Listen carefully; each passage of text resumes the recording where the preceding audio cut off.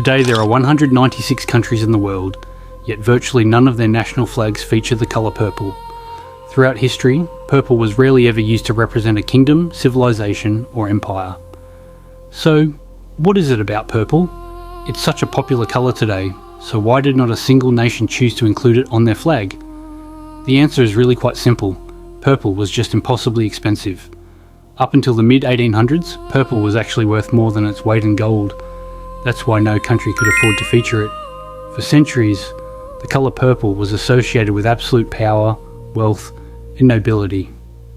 In fact, Queen Elizabeth I of England once famously forbade anyone except close members of the royal family from wearing it. Purple's elite status stemmed from the sheer rarity and exorbitant cost of the dye required to produce it. The original purple pigment was obtained from a small sea snail found exclusively in the region of Tyre, a Phoenician trading city now located in modern-day Lebanon. Producing the dye required an incredible amount of effort. Over 10,000 snails were needed to create just 1 single gram of Tyrian purple. Due to this cost, only the wealthiest rulers could afford to acquire and wear the colour. Thus, purple became the symbol of the imperial classes of Rome, Egypt, and Persia.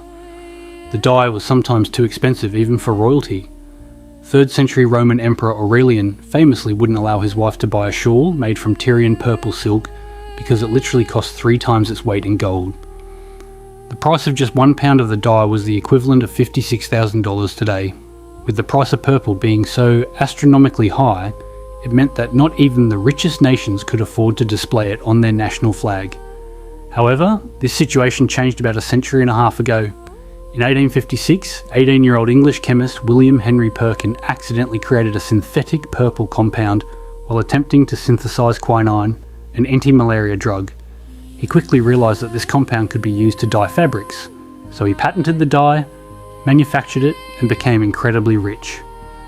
Since purple dye could now be mass-produced, it became accessible to everyone. The elites stopped valuing purple, and its status symbol quickly faded away.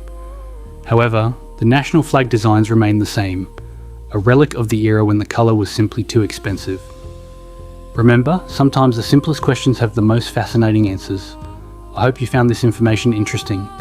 For more intriguing videos like this one, please don't forget to subscribe.